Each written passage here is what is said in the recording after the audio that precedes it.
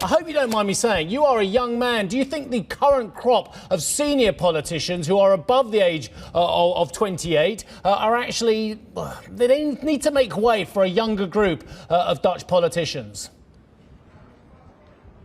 Yes, first of all, thank you very much for having me. I think so. And I think what the COVID pandemic has shown is that there are issues that are very pertinent to this generation. Think about climate change, but also how do we get out of this pandemic? And I therefore think that it's very important that we get a new generation of politicians that can actually get into the mix and come up with policies that actually are for everyone and not just a happy few. I hear what you're saying, and do you know what? I was reading your manifesto and your biography, if you don't mind me saying, and about child welfare, about higher education, about poverty and deprivation. And look, we all agree we want to see improvements on all of these fronts, but the Dutch are very fiscally conservative as well. Do you think the Dutch voters are getting the message this time around? I think so, yes, because what you see right now is that there is quite a fundamental discussion. We had the child benefits scandal, of course, and there's quite a fundamental discussion in the Netherlands about what its welfare state should look like and what policies we should implement in order to make sure that we actually have a fair and more just society. So what you see right now is that the pertinent issues are housing, education, healthcare, of course, in the midst of this pandemic, and climate change. These are all fundamentally progressive issues, and I think very much that you can clearly see a shift. Even the Liberal Party, the centre-right VVD, is now talking about a greater role for government and more government intervention. We've been talking this morning that political commentators think Rutte has had a good crisis, a good lead up to the election today. What do you make of how your party has done? Because I know that there's hopes that you'll bounce back after a pretty poor outing in 2017. What sort of inroads do you think you've made in this campaign? So, I mean, we've spent indeed the past government term on the sidelines. We were in opposition, of course, after governing together with Prime Minister Rutte.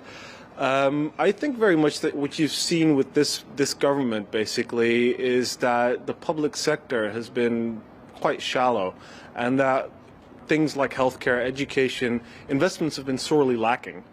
And I think very much there is a great opportunity for the Labour Party in that sense to get into the mix and come up with new policies for a fair and more equal country. We've been discussing the very strong approach that the Netherlands has taken against fiscal transfer, ensuring there's some fiscal discipline, and that was very much evident before this crisis.